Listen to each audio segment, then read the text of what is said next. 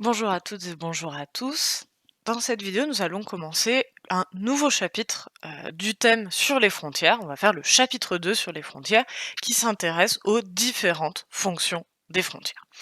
Donc on va commencer, le tout début, on va faire une petite partie et demie, et après vous continuerez la prochaine fois.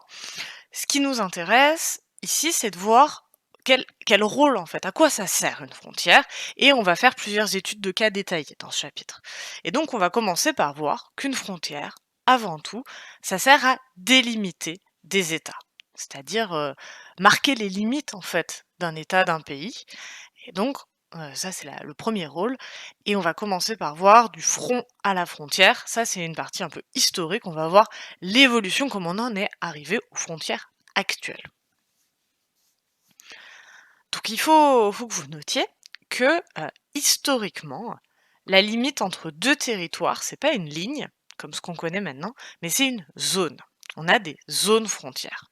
Alors que maintenant, on peut partir de ce que vous connaissez, regardez à droite, hein, vous avez des frontières lignes. Là, vous avez un État, un autre État, bah, entre les 2, il y a une ligne et on sait très précisément ce qui appartient à l'un ou à l'autre. Mais en fait, avant, on a ce qu'on appelle des zones frontières, qui sont pas bien définies. C'est-à-dire que, on va dire le territoire, de ce côté-là et le territoire de ce côté-là, bah, il y a une zone où c'est un peu flou, ça appartient pas complètement à l'un, pas complètement à l'autre, mais un petit peu.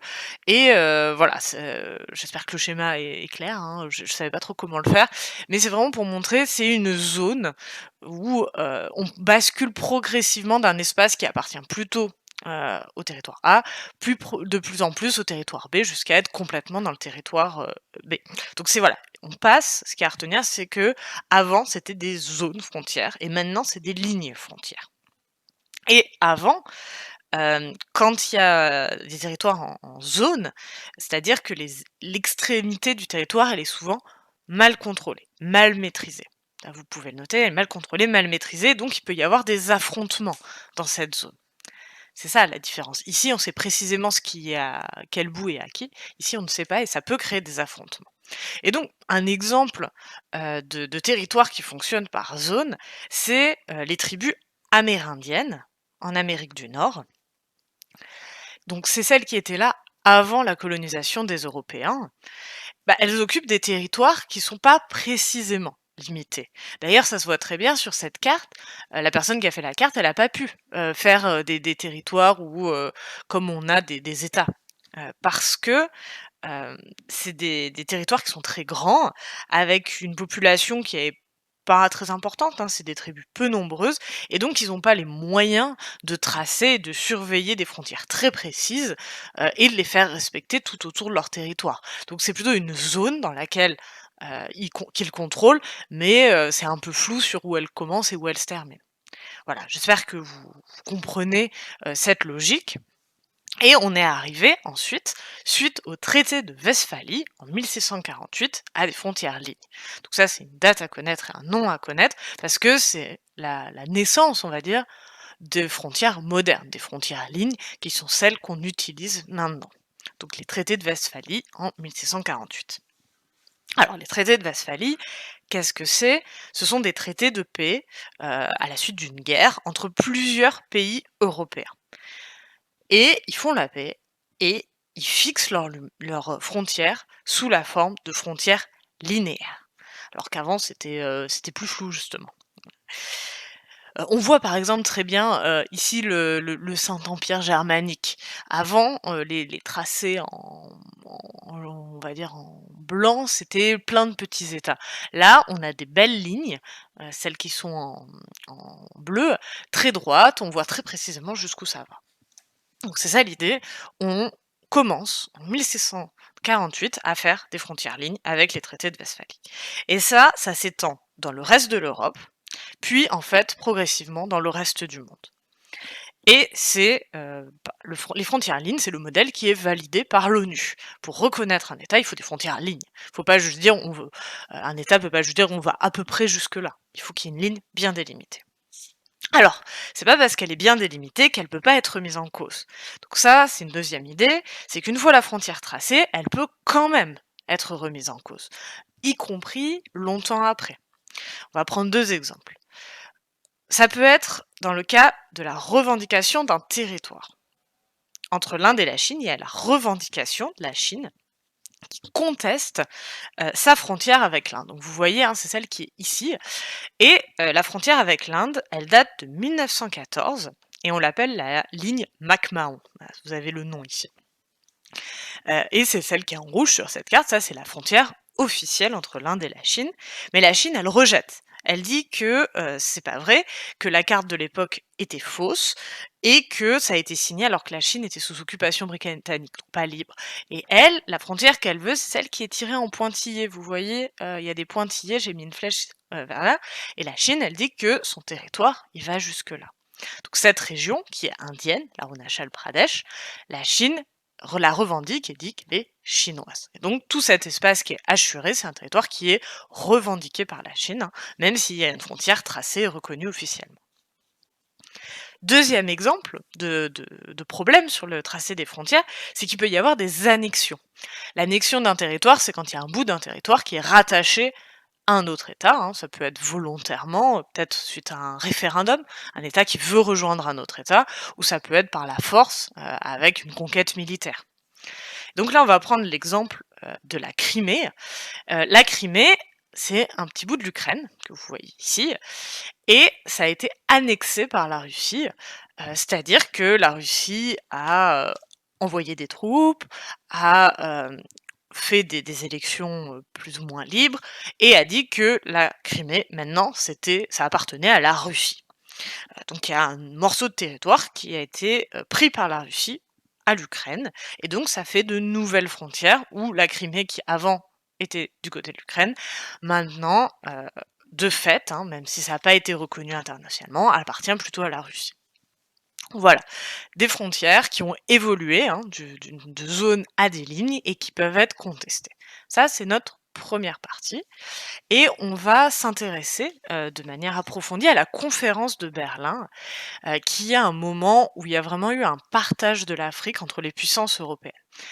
Je vais expliquer, le texte nous intéresse beaucoup et donc on le fera en présentiel, mais je vous demanderai un petit travail de réflexion dessus avant. Mais avant toute chose, je vais poser le contexte et que je vais donc présenter le document. Donc vous pouvez prendre des notes, hein, c'est un document qui est important, heu, pour, heu, pour ce cours. Donc l'acte final de la conférence de Berlin date du 26 février 1885. C'est l'occasion pour moi de faire un peu la méthode de l'étude de documents, qui est l'un des exercices que vous aurez à faire en terminale, en spécialité, si vous continuez en histoire-géographie. Et ce qu'il faut faire dans une étude de documents, vous ne serez pas surpris parce que c'est la même chose en tronc commun, il faut commencer dans l'introduction à présenter le document. Donc avec plein de moyens mémotechniques, vous avez sans doute les vôtres, mais il faut rien oublier, hein, de l'auteur, la nature, la source, la date, le contexte et l'idée générale. Donc là, vous pouvez prendre des notes sur cet acte final de la conférence de Berlin. Heu, Déjà, on va regarder les auteurs. Les auteurs, il y en a beaucoup, c'est écrit tout en bas, vous voyez les différents participants et si vous voulez, vous pouvez prendre le temps de lire. On voit, c'est des États européens, plus les États-Unis et l'Empire ottoman qui sont en fait, il faut déduire, c'est les puissances de l'époque. On peut faire la remarque qu'on est en train de réfléchir, parce que je vous l'ai dit, hein, à l'organisation, des territoires en Afrique et qu'il y a aucun dirigeant africain. Donc c'est les pays européens qui et quelques autres puissances qui vont décider, sans la présence de dirigeants africains. Voilà pour l'auteur. La nature du texte, c'est un traité, c'est un acte final, donc c'est un texte juridique. Il va fixer les règles entre les différents pays. La source, ici, elle n'est pas donnée, donc on peut rien dire. En revanche, la date, elle est très claire. La date, c'est le 26 février 1985. Mais la date, c'est rien s'il n'y a pas le contexte. Et donc le contexte, c'est ça qui nous intéresse, c'est ça que je vais vous donner. On est dans un contexte de colonisation, hein, donc vous notez bien ce contexte. On est dans un contexte de colonisation, c'est-à-dire que les puissances européennes, notamment, elles essaient de s'approprier les territoires d'Afrique. On va regarder la carte ici. Là, c'est la carte en 1986, donc à peu près au même moment. Vous voyez, il y a pas la légende malheureusement, mais tout ce les seuls États qui sont indépendants sont ceux qui sont en gris et il y a également des peuples qui vivent sur les États qui sont enfin dans la les zones qui sont en blanc. C'est pas parce qu'il y a personne, c'est juste, parce que c'est pas défini comme un État avec des frontières.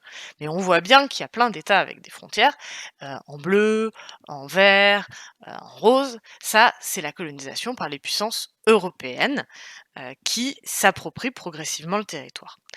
On voit que cette colonisation, elle a beaucoup commencé par les côtes, c'est plus les côtes et progressivement, il y a une volonté d'étendre la colonisation vers l'intérieur des terres et ce qui va amener à cette conférence, c'est qu'en allant vers l'intérieur des terres, il y a plusieurs puissances européennes qui commencent à vouloir étendre leur territoire sur les mêmes zones, notamment autour du Congo et ça crée des tensions.